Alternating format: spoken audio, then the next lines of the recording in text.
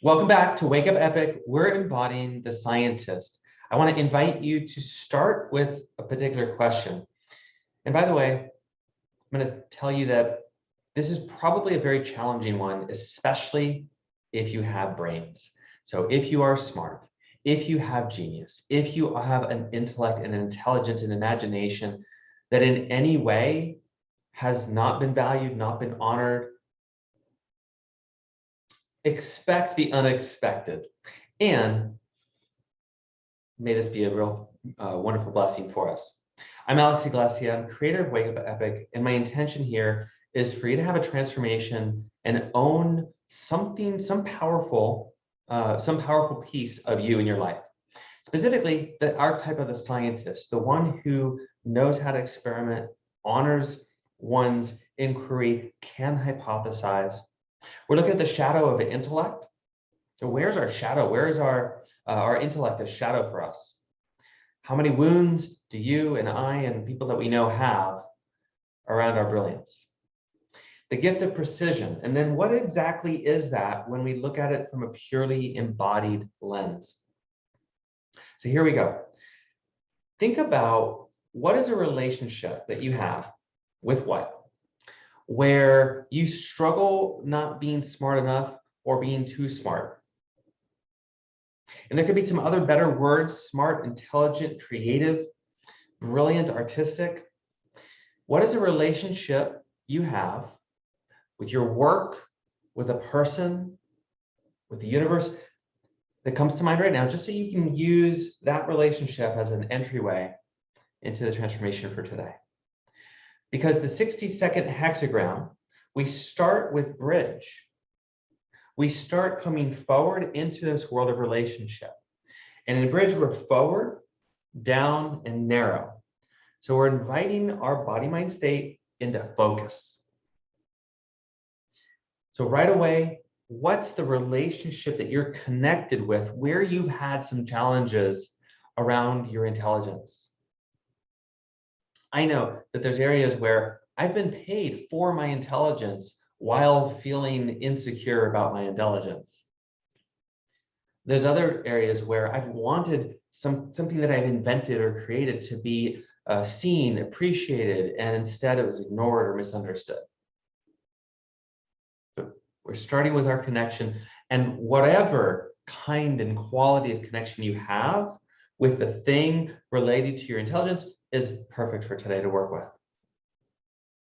The bottom of the hexagram is a step into cradle. We go back, down, and wide, yin, yin, yang. And in cradle, we're inviting our body and our mind and our environment to align around self-care, self-honoring. We've created this space. And ideally, this is a space that's safe for you. It's a space that's safe for all of you. It's a space that is safe for you and all your intelligent, smart, creative patterns and parts and gifts. And right now, this is just what it is. It's a little bit chaotic. It's wonderful. What is it for you? Does it feel easy? Can you land in it? Or is there any kind of resistance to landing in this I love my smarts kind of a place? I know that right now I'm experiencing it just a little bit difficult to land, to sink down. So whatever part of this you're feeling difficulty with, take a deep breath in and a breath out for just a smidge more allowance of whatever you're experiencing to have room. Then we're going to go back into bridge. The hexagram is built of these two movement patterns: bridge, shift back into cradle, and without making any more meaning about it, just move between the two. So you have a sense for how to do that. Bridge, back in cradle. Put your attention forward with bridge. Shift your attention back with cradle. One thing both cradle and bridge have in common is the downward dimension, that in both cases we're staying in a sensing, listening, receptive place. It's important for me to highlight that I think most people's, and definitely mine, normal idea of intelligence is not usually this deep feeling, sensing, receptive way of being. Who do you think of when you think of as someone who's really smart, creative, and intelligent in a way that you're like, oh, I want to be like that? Or, oh my God, that person's really intelligent and smart and precise and has a wonderful intellect.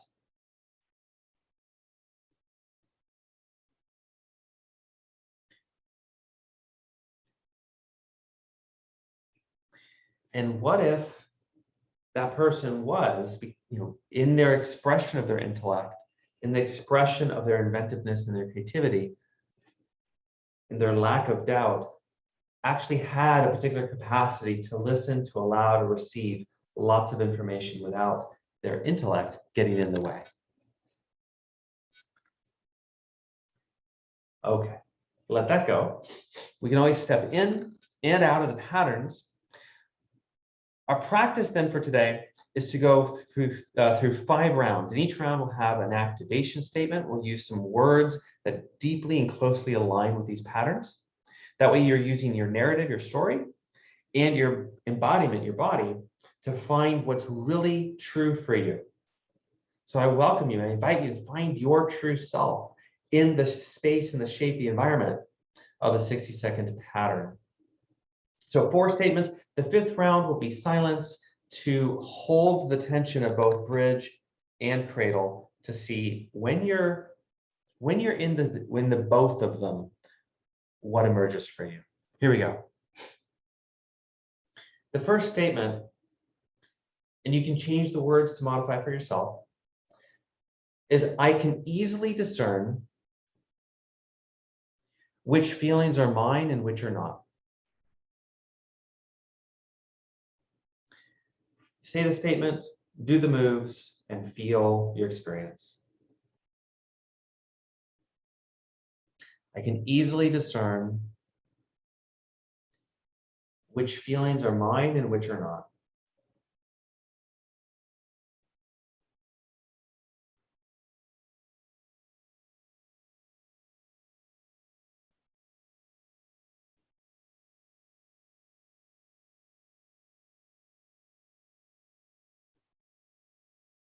So when it comes to this area of, or where your intellect, your brilliance, your intellectual contribution is challenged, can you easily discern which feelings are yours and which are not?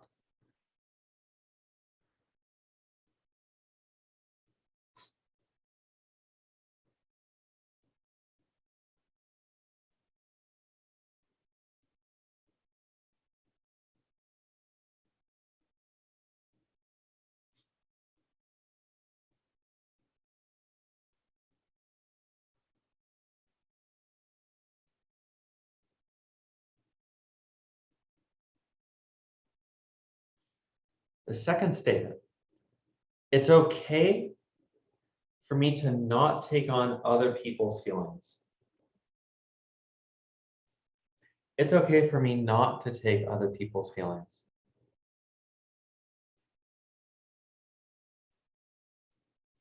In this dance of connecting with others or connecting with that area in your life that is challenging to have your intelligence,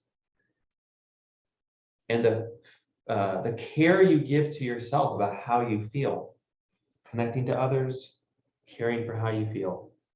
It is okay for me not to take on other people's feelings.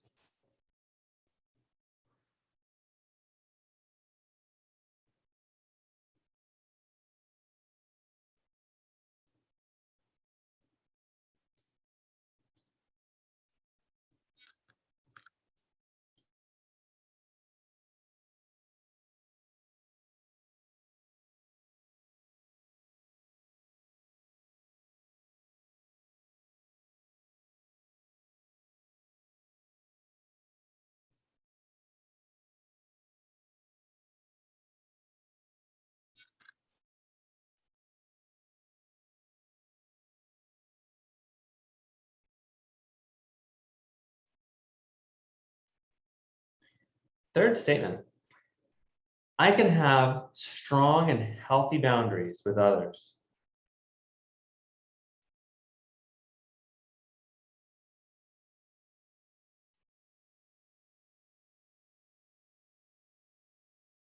Imagine owning your intelligence, imagination, and creativity in connection and taking care for your feelings.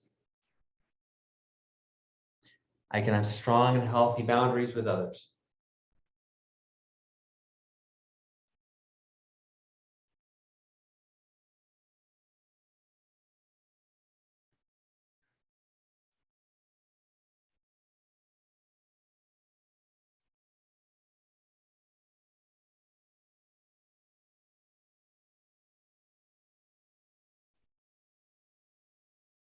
What thoughts, what challenges come up for you? What's in the way of being this easily?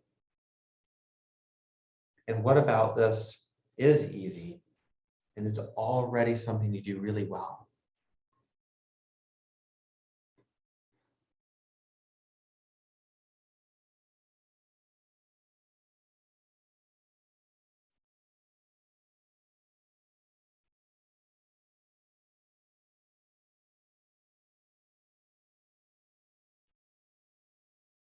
Our fourth activation. I can listen to and honor my needs and my preferences with others.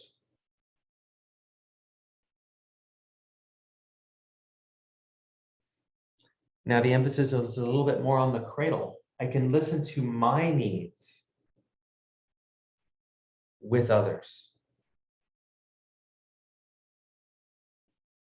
I can listen to and honor my needs with others.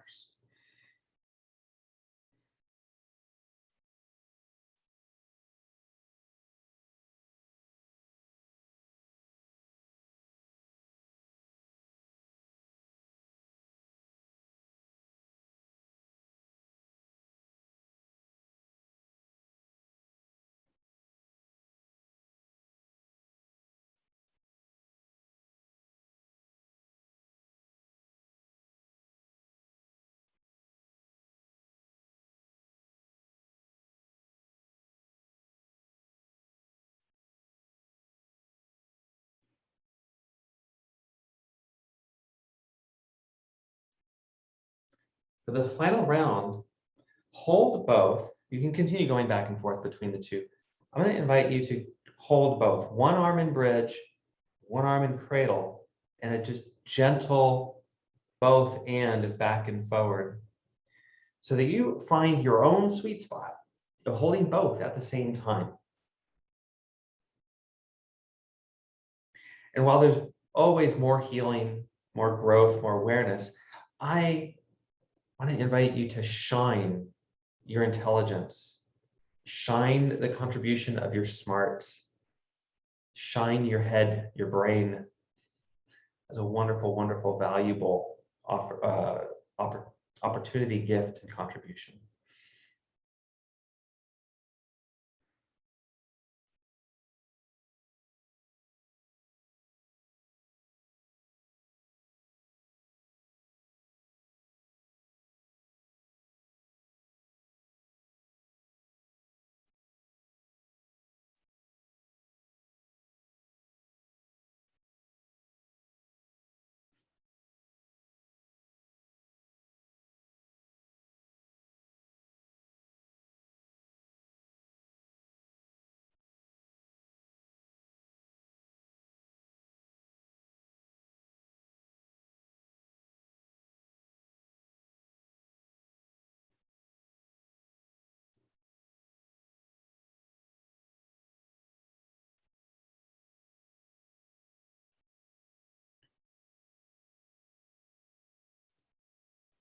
We're going to exit the practice now.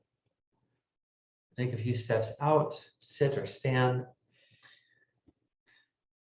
Bring your hands to your heart or your belly, somewhere on your body, to feel a sense of being held. You are the one that holds space for you. Take a few breaths, your eyes relaxed or closed, to settle. and notice what is the wisdom out of this experience. What are you taking away? What could you immediately share that expresses what you've learned or what you are learning? And we'll have a moment to share that in a minute.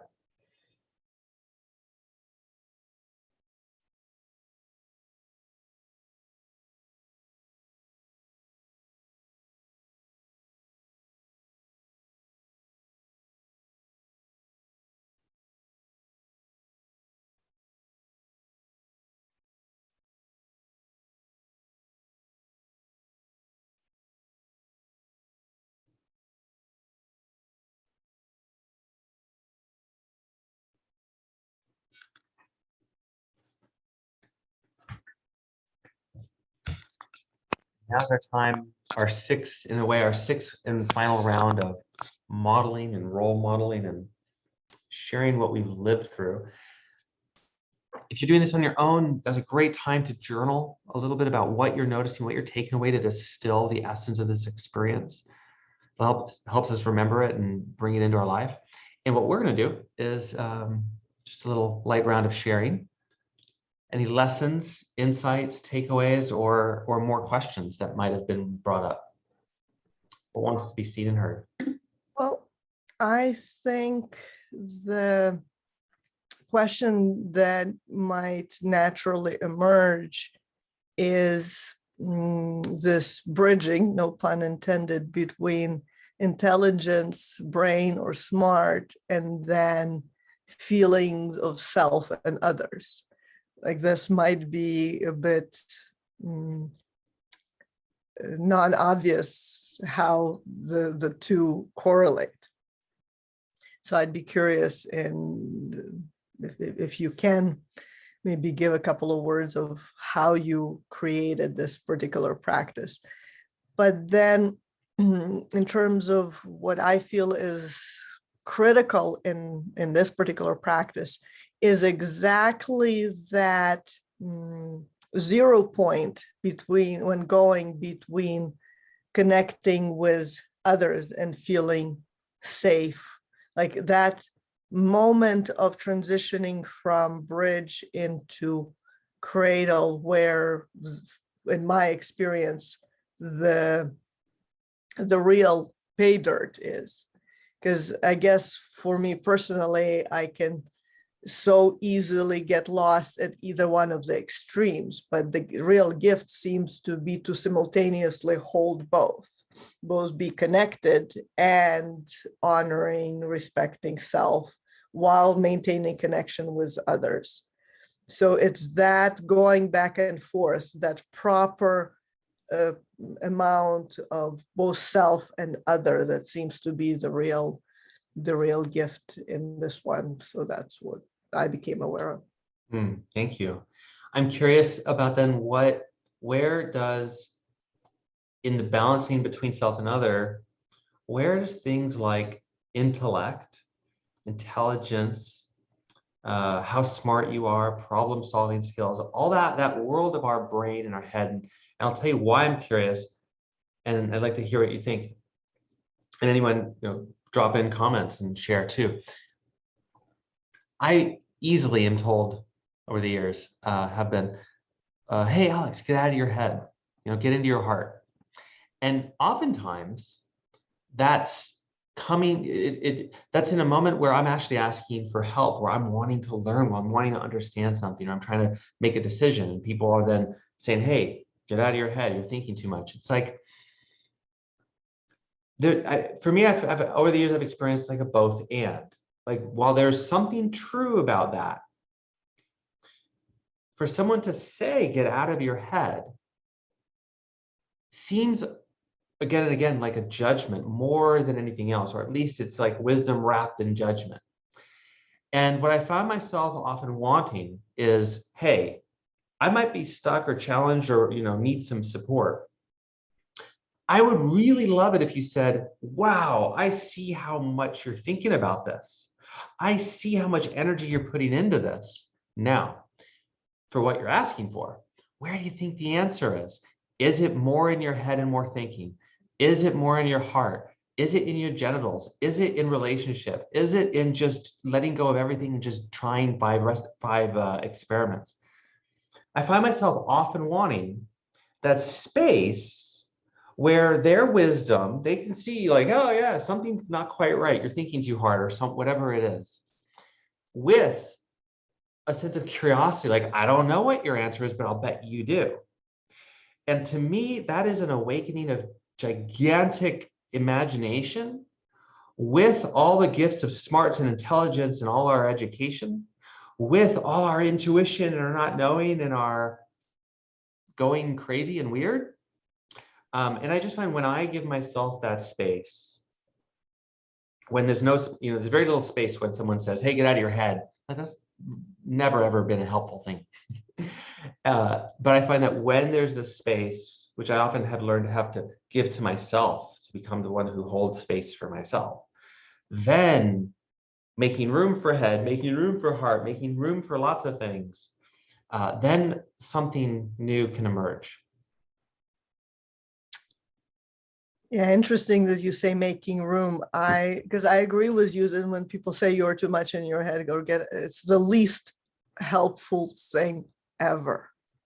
Whoever came up with that as an allegedly good piece of advice, I don't know what they were thinking.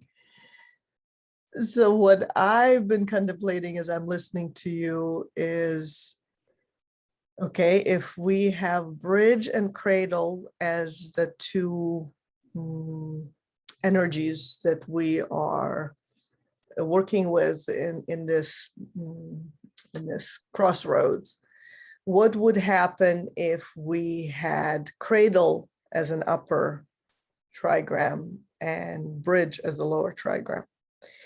And I don't remember all of my hexagrams off the top of my head, but I remember this one. And that's meaning if we reverse the two, and I believe that's hexagram 27. And in the 27, the essence of it is nourishment, nourishing our creations. So as you said, creating space, I'm like, wow. And one of the traditional names for it is Jaws, because that's the one that has yang on the bottom and yang on top, and the other four lines are yin. So it does look like giant open pair of teeth. And it's like, wow, what we really need, instead of when people say you're stuck in your head, we need spaciousness and nourishment. We need openness to receive, because that's the essence of nourishment. It doesn't matter how good of food it is. If we don't open our mouth and chew and swallow the best food and digest the best food in the world, won't do us any good.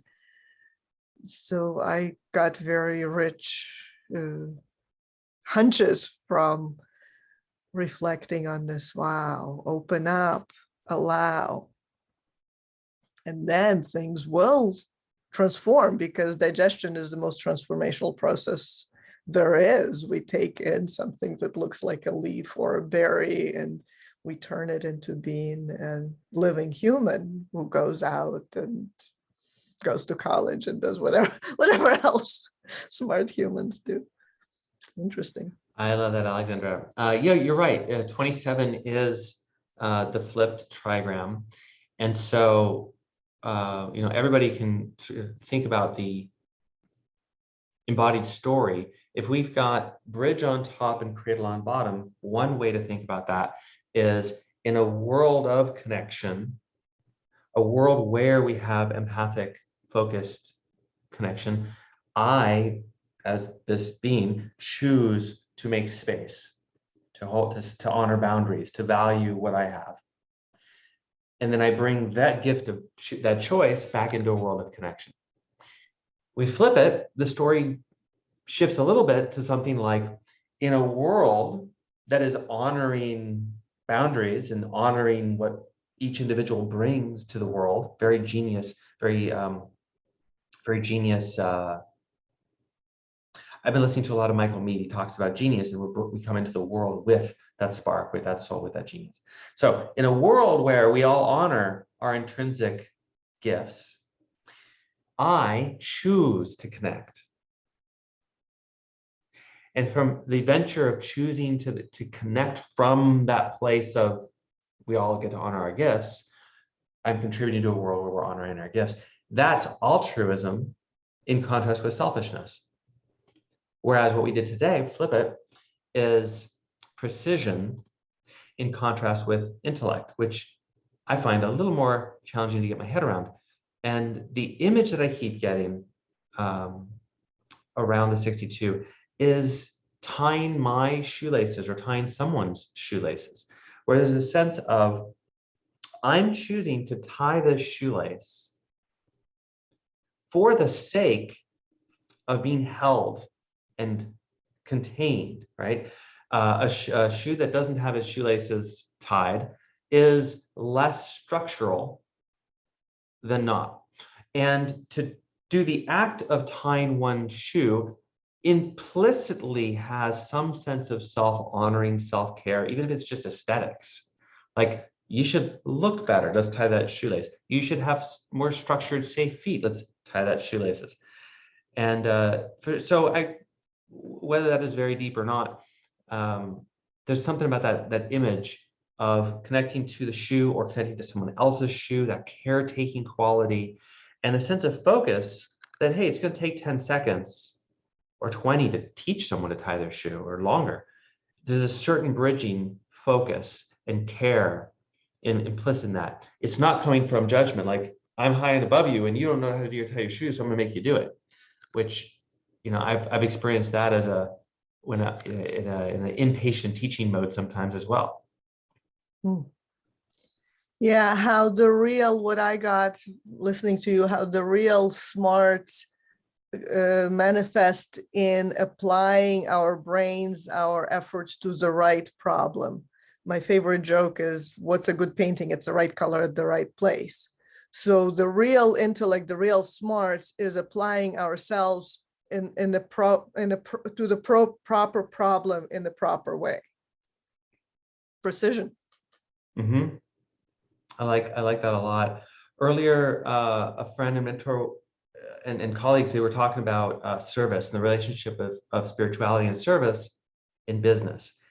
And I was noticing what seems sometimes like a conflict between showing up in service of someone, like, hey, how can I serve you? I'd like to help you out, and not all the victim stuff, put that aside, rescuer, victim, that kind of stuff aside.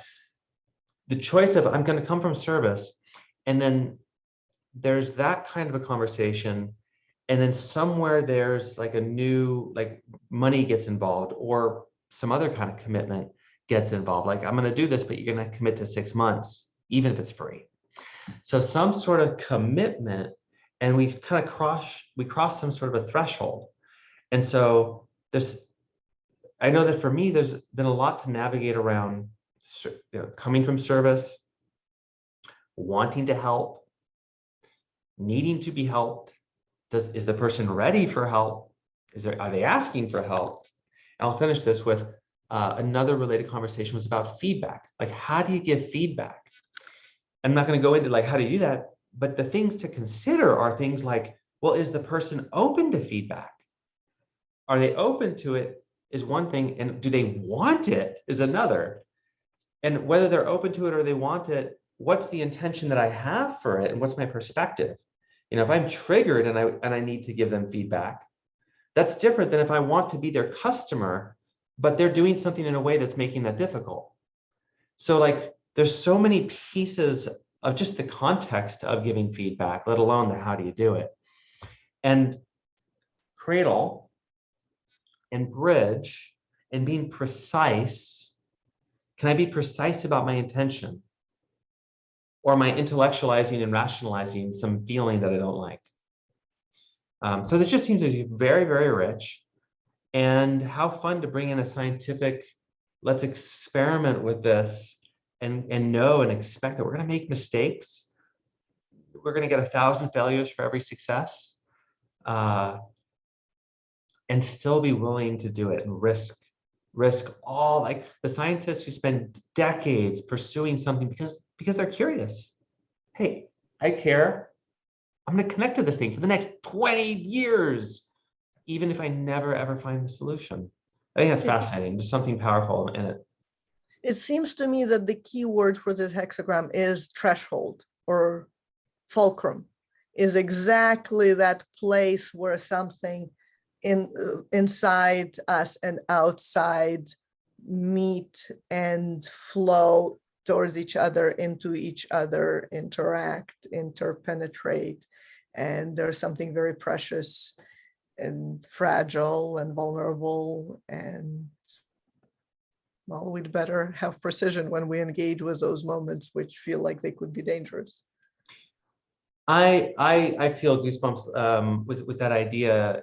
I think a lot of people know enough about the hero's journey that we know at the beginning there's the refusal of the call, but more specifically, it's the refusal to cross a threshold.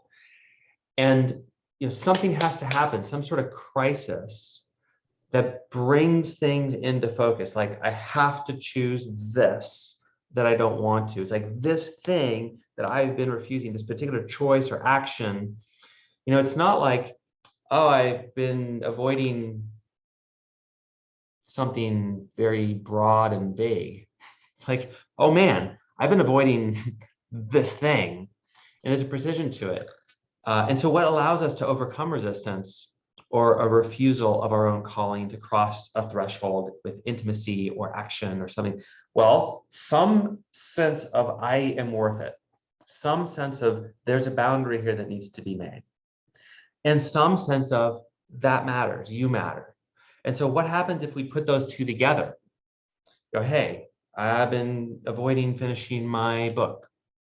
Well, can I cradle with that book and feel the value? Or, oh my gosh, oh, I'm judging it. There's all this judgment in it. Oh, I didn't realize. And get to that place where I can honor the fact that the book chose me. I can honor the work I already did to it, and on and on. And we cultivate and grow our sense of connection. I'm connected to the idea.